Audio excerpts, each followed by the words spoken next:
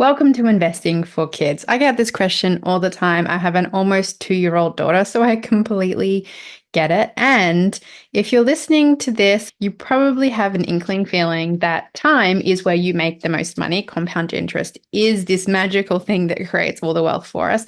So if you're investing for your kid from even age 2, even age 10, you are way, way, way ahead of if you're only starting at age 30. Like that's at least 2 decades of compounding money, which is incredible. Well done, you. Now, this is for if you are investing in the UK. I have 3 regions that I teach and focus on, which is Australia, US, and UK. So if you are outside of the UK, then listen and drop into the Australia or US version. Second point, if you are listening on the podcast, then you might want to tune into this video because I'm going to be showing you a few things on screen. The third point is I'm going to be going through different options on how to invest for kids, but I'm not going to be talking about what to invest in because that's a whole other thing.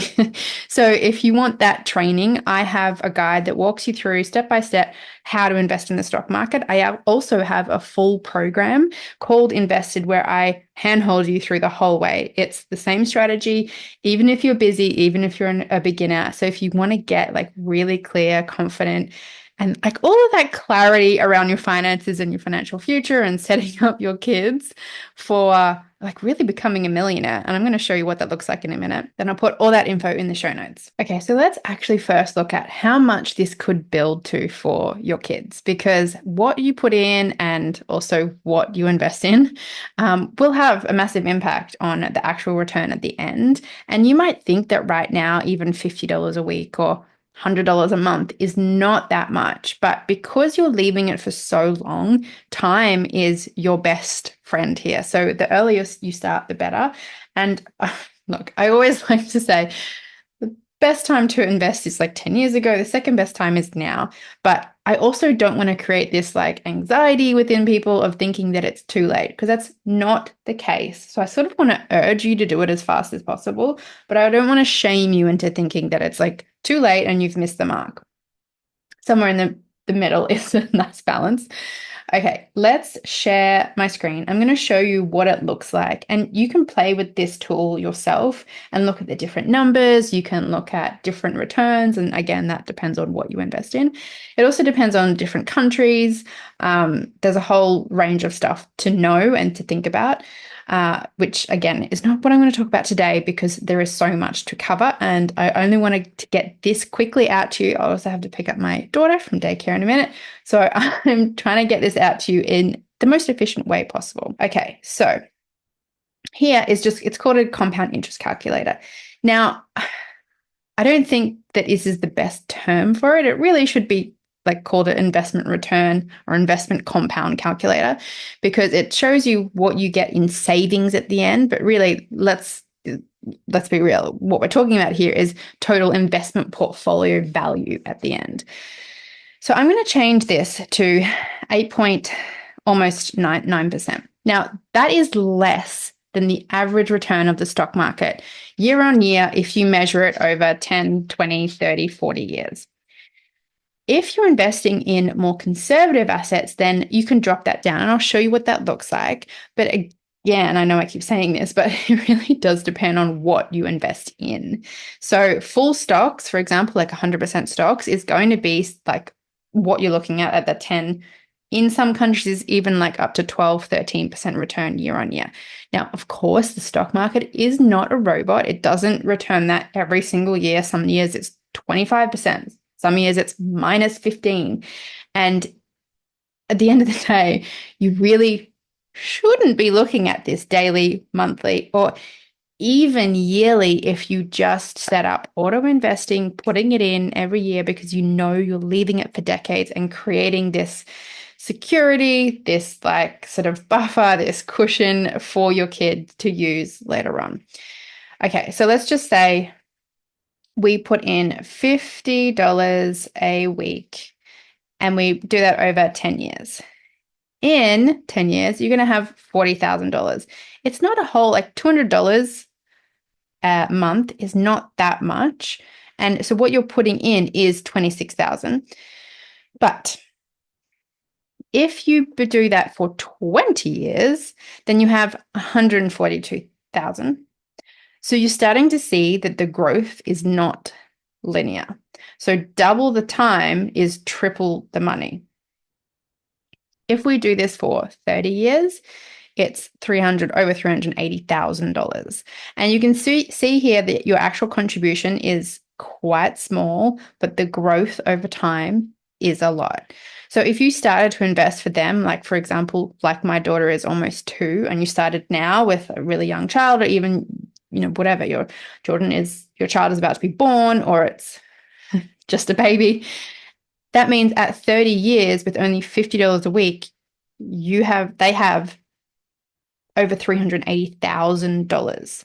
That's on average. Now, if you were to invest in more conservative assets, or even like a savings account and, not invest, or invest in like really low, slow growth, but more stable things like bonds, for example, half of that return, or less than half, means that you do over halve your return.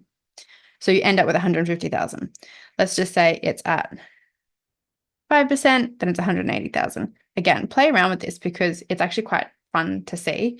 So if we bring it back to roughly that number, I'm still making the effective rate of return less than the average return of the stock market, just to be a little bit more on the conservative side. If you were to increase that to $100 a week, then they end up with over $770,000 in 30 years. So just by increasing it by double, you over double the return. Okay, if you were to leave this for 40 years though, which ideally when they take over it, when they're 18, that's the most common in most countries, or around about there, depending on the state in the US, and they continue it to when they're 40, they have almost $2 million. And that's probably the best way for me to show you what compound interest or compound return is, because it's not this like, okay, we're just going to double every 10 years. It's actually, oh my God, in 40 years, they can be a multi-millionaire just with $100 a week. Now, let's just drop it down to $50 a week, and over 10 years, you can see that the amount that you're putting in is a pretty large portion of it, but it is small over time. So if we just take that, like say we do that for 10 years and then we leave it, we don't put any more money in, we just put in a total of this $50 a week for 10 years, and then we stop. So that means that, let's just say we end up with 41,668. We don't put anything in, and we leave it for another 20 years. It means it just still keeps growing. So you still have the base amount that you put in, you don't put in anything else, and it keeps growing for them. So the reason I wanted to show you this is because your situation right now, I know, might change. Maybe you have another child, maybe you go back to work, maybe you stop working, maybe, I don't know, your family dynamics shift, maybe you get divorced, maybe you're going through one or any of those things right now. And I want you to know that whatever the situation you're in right now, it's a season. That's it. It's not going to last forever. And you get to change your mind with what you do with this. So if you're investing now, you're putting money in now, you can pause it for a bit. You can put in a little bit less in the future. You can put in more in the future. But if you start now, even with a small amount that you know is doable, like the power of you starting, building that confidence in your body, actually seeing how possible it is, how easy it is, and how simple you can make it while it's building wealth for you and all your kids in the background. Like, just starting is so much of a confidence builder. Okay, now let's get into actual accounts and what it looks like. Okay, so let's look at the actual account that you might be setting up for your child. Now, I'm just going to use Vanguard as an example because I love them. It's no secret if you've been around here for a while. I talk about Vanguard a lot.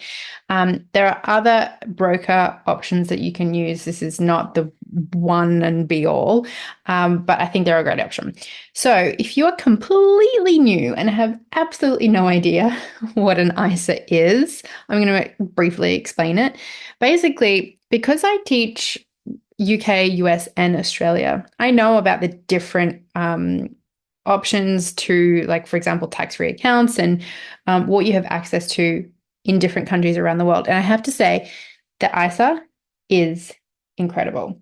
Australia doesn't even have this. The US has something similar, but the fact that you have an ISA, the contribution limits are even higher in the UK than they are in the US. And the US has like restrictions that the UK doesn't have. So like, you're a country that has this ability to grow the money tax-free with an ISA. So for example, and it's up to $9,000, £9,000 a year. I'm pretty sure. Let me see. Yeah. The junior ISA up to 9,000 a year. So that is $750 a month. So that means that you can contribute $750 a month and never pay tax on the growth, like the returns are tax-free. So for the example that we used before, say for example, I went through this just then.